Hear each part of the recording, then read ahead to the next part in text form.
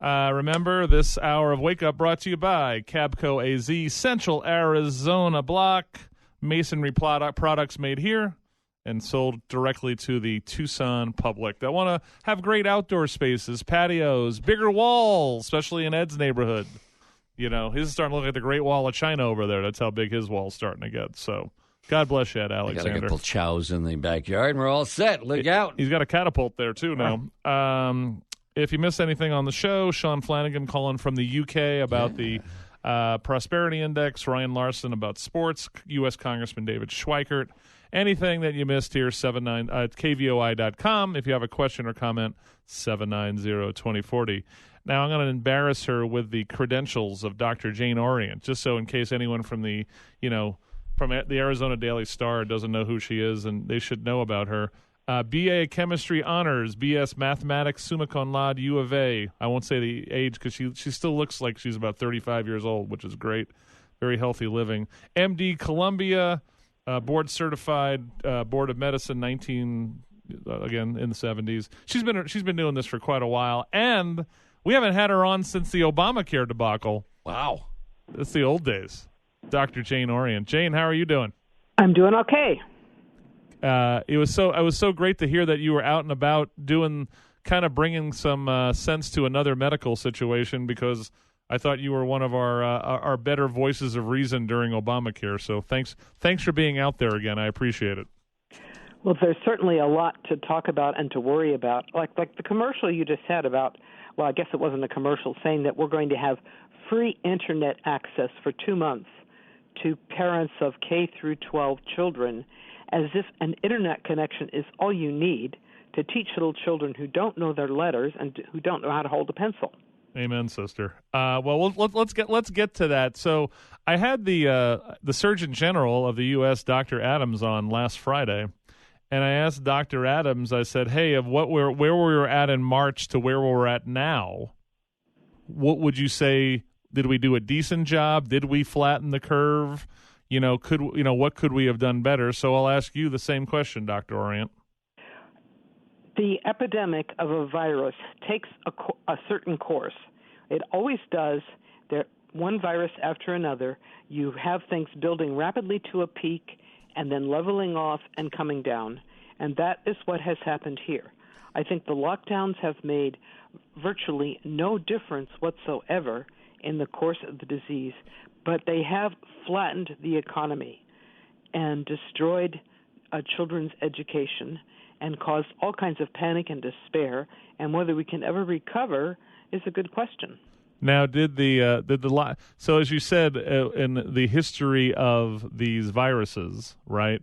It's the idea that basically they come to their peak and then it flattens down after there. Did we just delay the peak? Is that what we did with, quote, lockdowns? I think that could very well have happened, because the thing that really defeats the virus is it runs out of people to attack, because a lot of people got exposed to very, very low doses and became immune. Right. And then they were a barrier to the transmission of the virus. It's like getting a vaccine, only naturally. So when we talk about, we were watching this video from a doctor out of Colorado, another great name, Kelly Victory. You thought Jane Orient was cool. Kelly Victory is really cool, too. And she talked about how social distancing was something that a high school student came up in a science fair. Yes, that is the history of it. And I think there's a British physician, very renowned, calls it anti-social distancing. So talk about the social distancing. So Dr. Redfield, the CDC director, was on this show, and the quote from him is, "This virus can't swim more than 6 feet." Well, the virus can't swim at all, and we seem to forget that, but it can be transmitted more than 26 feet.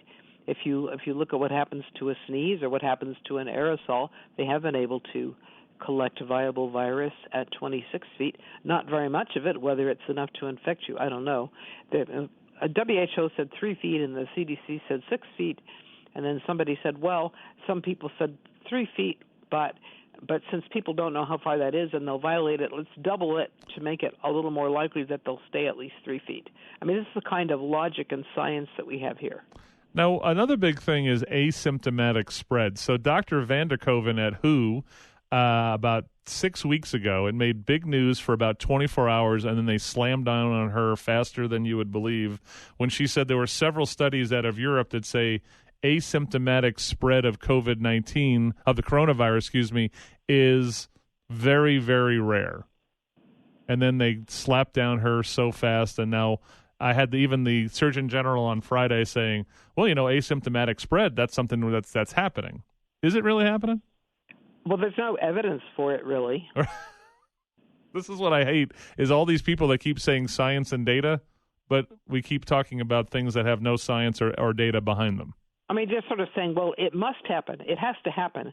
We have spread, and we don't exactly know why. I mean, we're not asking people if they've been at a demonstration, for example, or if they've been in Mexico, which had started to have a surge just after we did.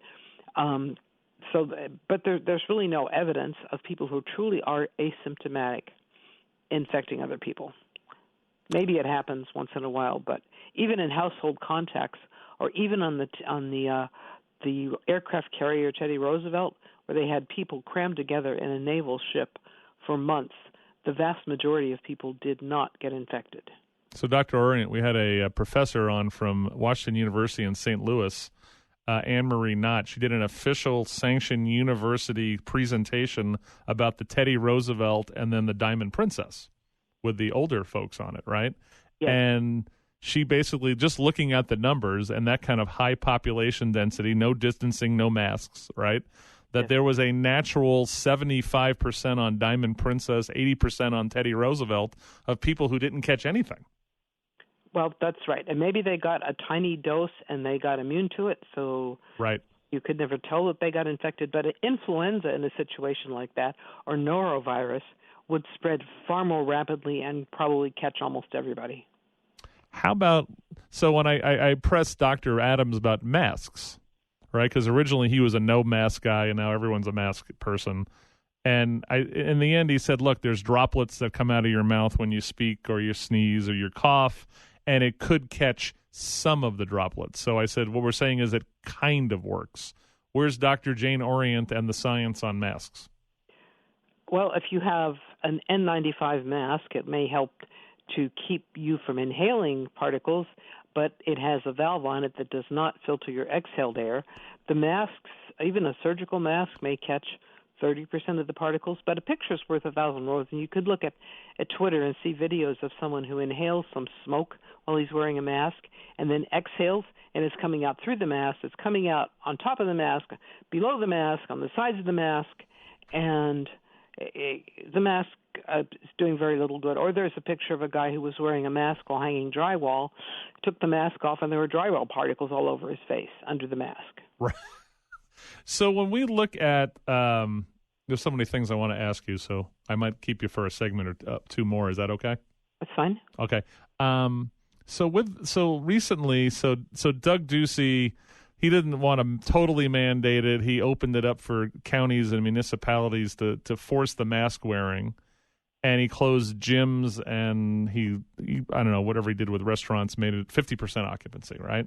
And we're seeing that there's a drop in cases and what's going on the last 2 or 3 weeks. Is it because of Doug Ducey and masks and what he did, or is there something as the natural run of this virus is part of what is causing that? Well, the cases are dropping naturally, as has happened in every epidemic and is happening with coronavirus all over the world. So make a mandate or allow other people to force people to do stuff, and then the cases continue to drop, and you can take credit for it, but you got to hurry up and do it quick so that you can try to take the credit for what's happening already. So in the end, let's do this when we come back. I want to ask you about sending kids to school. We're talking about flattening the fear here with Dr. Jane Orient. I also want to talk to you about, it's coming back to me now.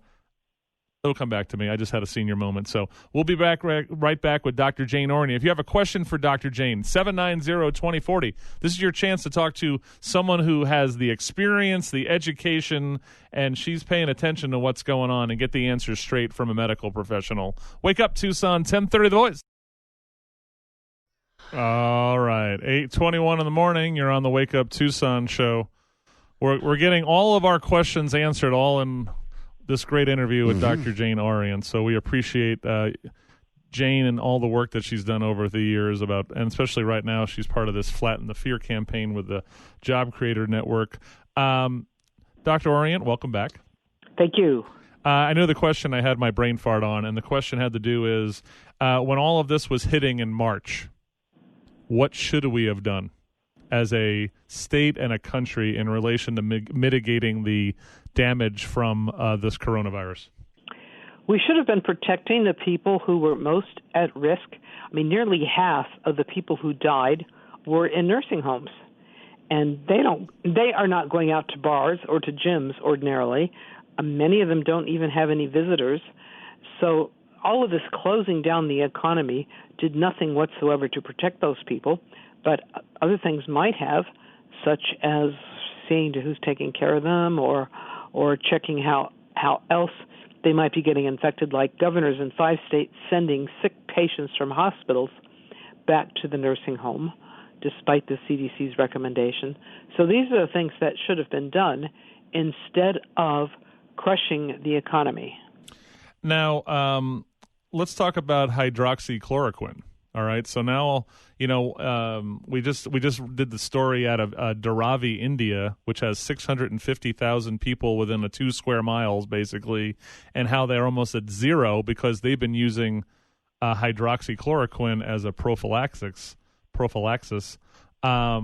Is that something else? I guess it was in trouble once Trump said he's using hydroxychloroquine, so now everyone had to say we can't use that. I wonder what happened, because of his latest interview with Mark Siegel, he did not mention hydroxychloroquine. Maybe he's thinking that if he did, it would be harmful.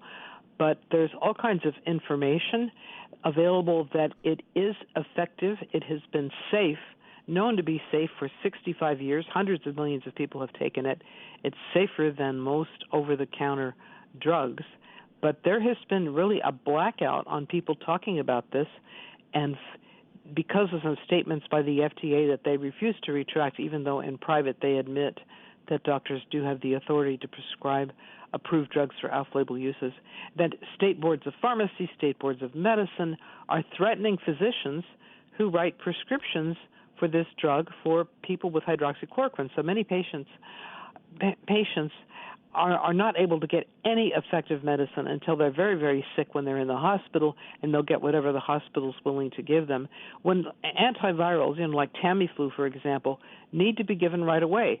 But by the time you can find a doctor that maybe he has to get a positive test to write a prescription, which is really unprecedented, or you can find a pharmacist to fill it for you, it may be too late for the drug to do any good. We had 2 listeners of the show, a couple that got COVID, and they said that their doctor denied them the use of, even though they asked for HCQ, because of the FDA thing. Yes, this is happening all over, and the doctors will say, get out of my office, get out of the emergency room, go home, isolate yourself, take some Tylenol if it makes you feel better, and if you get really, really sick and you can't breathe, go to the emergency room. When have doctors ever given this kind of advice to people who are sick and who may die from their sickness? Well, again, it's amazing how we're letting politics, and we know what the sickness is. Yes. We're letting politics affect how we're treating people and trying to save their lives. It's unprecedented times, as we say. The Lancet out of England just came up with a big study on COVID. And they were saying that the things that really contribute to COVID, right, and not getting hit by much was mitigating the damage of it was the idea that, one, you have a health system that is kind of ready to deal with it in a way, right? They talked about countries' high obesity rates is also a problem with this, and they said that basically rapid border closures, full lockdowns, and widespread testing were not associated with COVID-19 mortality rates per million people. Well, I think they're right, but what is about that. But what is associated with low mortality rates, if you look at India, for example, versus the United States, is whether they encourage hydroxychloroquine early or whether they ban or discourage it, like in the United States and many Western European countries. I mean, Latin America and India and Turkey and Israel and many countries in the world that are very poor have a death rate per million people that's 1/10 of ours or even less because they use an effective drug and they use it early. 790-2040 is the phone number. Is Ingrid still there? Let's go to Ingrid on line 2. Ingrid, you're on with Dr. Jane Orient. We've got a couple of minutes before break. Thank you. Doctor, everybody wants to express appreciation for all the time and effort that you're putting into this. And we miss you at the Tucson L5 Space Society. Please come back. About the masks, did the material come in through the mask or sneak in from the top and bottom and the sides and so forth? And what would you recommend for astronauts up in space who find themselves in this predicament? I'll hang up and listen to all the wonderful things you have to say. Thank you so much for your work. Thanks, Ingrid. Well, an astronaut in space, of course, can't do a mask, and neither can people who work in virology labs that are dealing with dangerous viruses. They need a self-contained breathing apparatus. They need to be completely covered. So in relation to people with masks, right? Are you mitigating anything by wearing a mask? It's debatable. The evidence about this is very equivocal and very poor. There was a big study in The Lancet, which was mostly about influenza, that said if you were exposed to a person who was definitely infected and you were wearing a mask, your risk of getting infected was 4%, and if you weren't wearing a mask, it was 8%, which meant that your probability of not getting infected was greater than 90% no matter what you did. And those were effective masks. They were not bandanas or something improvised out of cloth. So the people who've looked at the evidence say the evidence is really weak and really equivocal. It may help a little bit, but probably not very much. And it depends a lot on whether you're wearing the mask properly. If you're wearing one that's soaked with sweat and you've been wearing it all day, it's got all of your germs in it that you're breathing back in, and it's really doing nothing for you except making you miserable. Dr. Orient, can I keep you on for one more segment and then I'll let you get on with your day? Sure. Awesome. We're talking to Dr. Jane Orient. If you have a question or comment, 790-2040. We're talking about flattening the fear using science and data. How's that crazy? So Wake Up Tucson, 1030 The Voice. At the fourth segment, I'm going to read a letter from a Seattle police officer on what's going on with being a cop. 8:35 in the morning. Neil Young, baby. CSN. You are on the Wake Up Tucson show. We are catching up with Dr. Jane Orient, who's giving us the straight answers on all these different things you want to know about this coronavirus crisis. Dr. Orient, thanks for hanging on for one more segment. I do appreciate it. My pleasure. What's the scientific evidence on the coronavirus and surfaces? Because we have everyone disinfecting everything, hoarding all the disinfectant wipes. Where are we at? What's science and data point on that?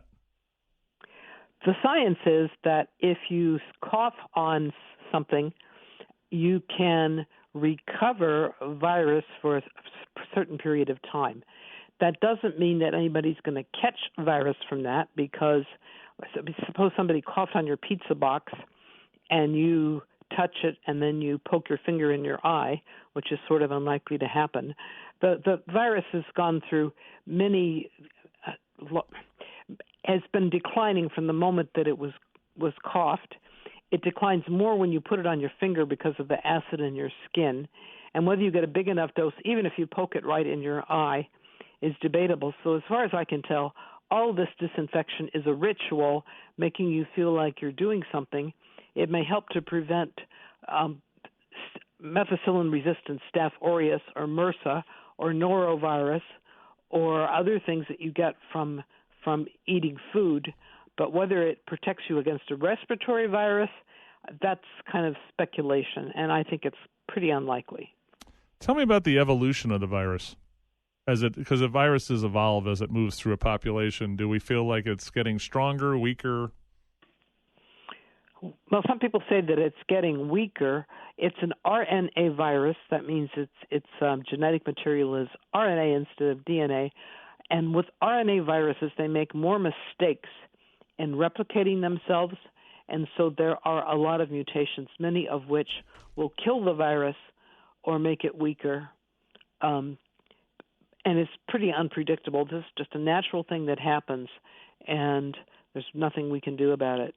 Tell me about we're here having a discussion about flattening the fear. Let's talk about the chief exploder of fear, Dr. Fauci. Talk about how much damage that guy has done unnecessarily. Dr. Fauci is a 79-year-old career bureaucrat that, as many people say, he has just botched everything that he's touched, starting back with the AIDS epidemic in the early 1980s. They didn't do contact tracing then when they had just localized outbreaks and they knew pretty well what was transmitting it. It's spread all over the world now. It's probably still killing 1 million people a year. He did come up with a good idea that maybe since they haven't been able to develop a vaccine, treating it with an effective drug was the thing to do, and that does seem to be working. And why he is so against doing the same thing with COVID, especially since we've got a very, very safe and cheap drug instead of very, very expensive toxic drugs. This is just incomprehensible unless there's some zealotry or some political agenda or some financial motivation behind it. Yeah, the way he's acted and what's come out of his mouth, I think he has made the effects of this virus worse. Oh, absolutely he has. And the president's been relying on him for scientific advice. He's never been a really first-class scientist. And what he is now is a bureaucrat. He's not responsible for any patients, but he pontificates and people bow and scrape and treat whatever he says as gospel, even though he frequently contradicts himself. Well, as long as he makes the president look bad, he's always going to get a mic shoved in his face, and he's willing to do it. Well, that appears to be the case. This is so politicized. I have never, ever seen any illness or treatment politicized like this. 790-2040 is the phone number. Let's go to Teddy on line 2. Teddy, good morning. How are you? Good morning, Chris. I've been very grateful that you didn't mention that it was John and I that were your COVID. My COVID buddies? Your COVID buddies. Well, I got to respect your privacy, so. No, and I appreciate that. Dr. Orient, my question is, how would somebody get hydroxychloroquine and have it in case they got sick again or one of their family members got sick? As president of Doctors for Disaster Preparedness, we've been recommending this for decades, that you should have some drugs on hand that you might need in case you get sick and you don't have access to them. And certainly that would apply to this as well as to other potential illnesses. This is not liked by the medical establishment because they want you to have to see a doctor and get a prescription every time you get an illness, but it does make good common sense. In Arizona, though, our governor, in his omniscience about medical matters, has said it's strictly forbidden to use hydroxychloroquine for prophylaxis, even though that's how they're using it in India and many other places. And one pill taken once a month could protect you, just like it protects people from malaria. But our governor has decided that that's the wrong thing to do. So if someone wanted to get hydroxychloroquine right now, like let's say they came to see you and you couldn't prescribe it without breaking Doug's executive order? I couldn't prescribe it for prophylaxis. Right. I prescribe it for an active illness, and I would have to put the ICD-10 code on the prescription, which you don't have to put in any other prescriptions, but I would have to put it on that one. And the pharmacist, at his discretion, might or might not fill it.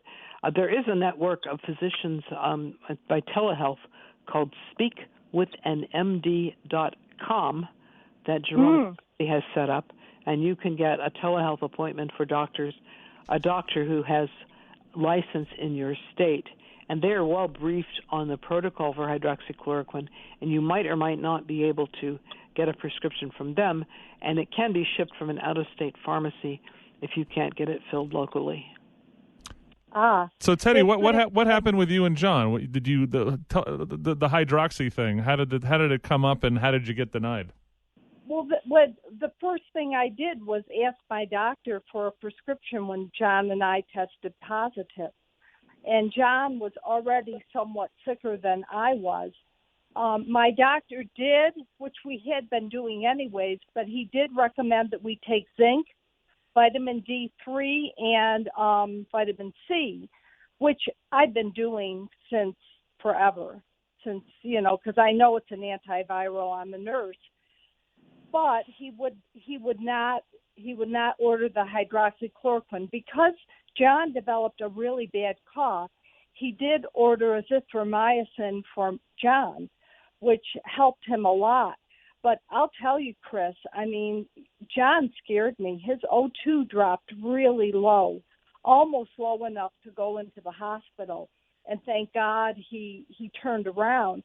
But I really believe that he and I would not have gotten anywhere near it sick. My symptoms were mainly GI symptoms. I couldn't eat. Right.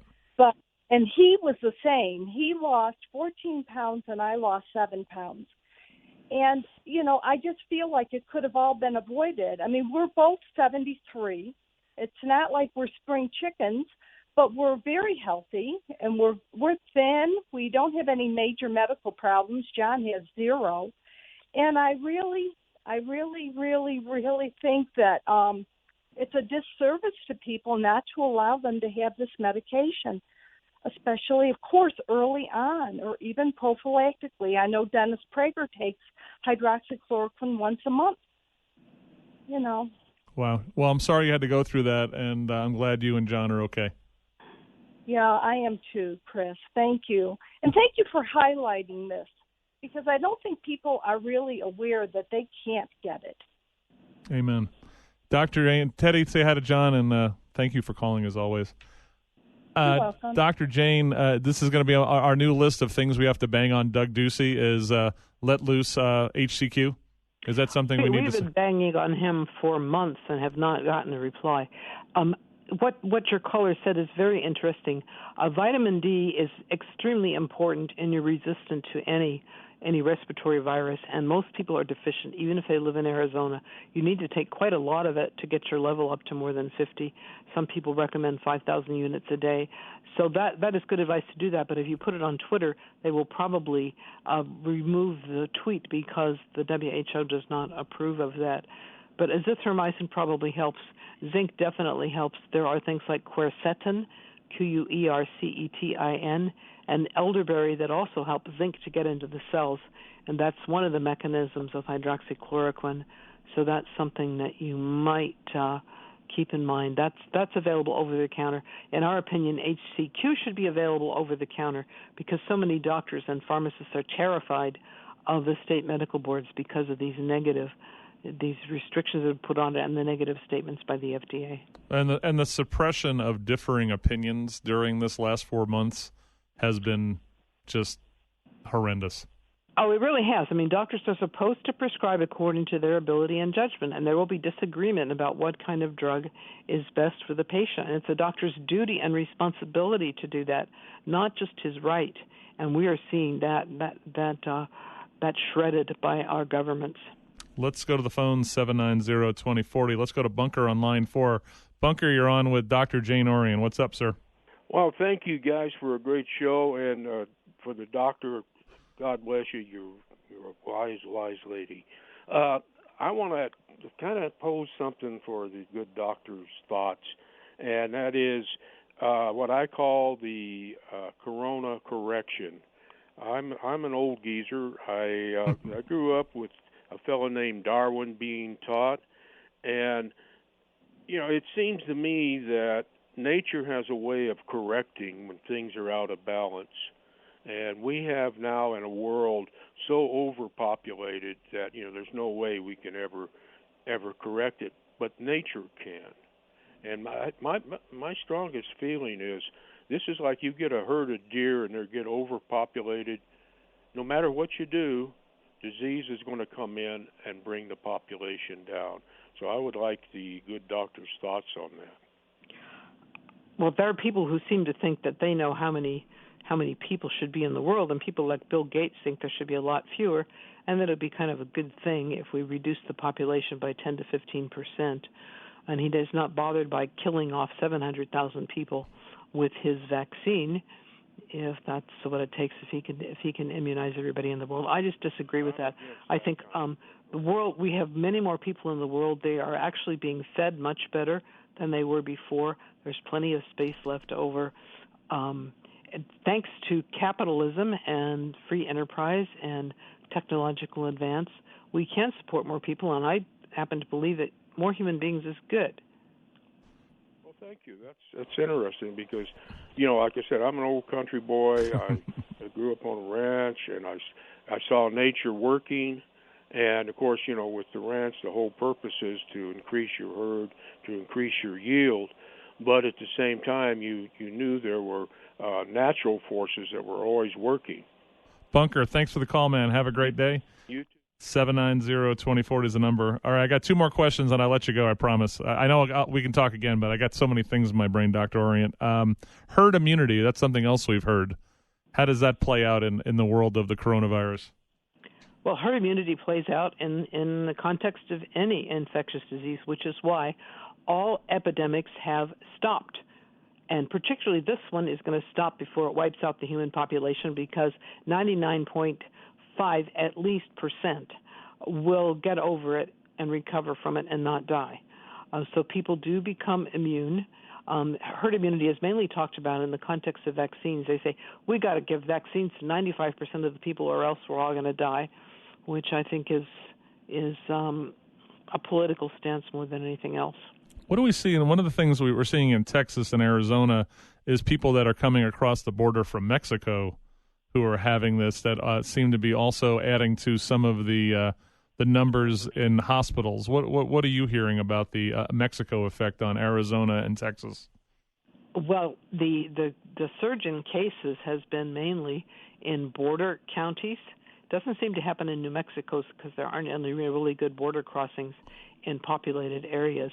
And people who come in to places like Chula Vista, California, where maybe half of the people in the hospital with coronavirus had been in Mexico either visiting or migrating from there. And then they get shipped all over California and all over Texas and Arizona because they don't have the intensive care facilities in the border towns. So that is contributing. I don't know how much because public health has not seen fit to really look into it or to tell us about it if they have. Well, Dr. Jane, we appreciate the great conversation. We'll do it again as we never got to talk about schools and other things, but we will do that before it's. I assume you're let's just do it now. Schools, the kids should go back to school and let's go. Well, the young children under the age of 14 don't seem to get this or transmit it, at least do it very rarely. And we've got all of these little children who don't have a parent who can speak English. They might have a parent in the home who can supervise them at all, who don't know their letters, who don't know how to hold a pencil. And we're expecting them to learn from the Internet. I mean, this is just – are teachers worth anything? I mean, don't we believe that having an in-person teacher is important? Why are we just subjecting all these children to months and months and who knows how much loss in their education? Amen. All right, Dr. Jane Orient, thanks for a great discussion today. We will do it again, and thanks for being on that wall, as we say. Thank you. Thank you. Dr. Jane Orient. That will definitely be made into a YouTube video very, very soon. She answered every question I've had about all of this stuff, and, this hydroxychloroquine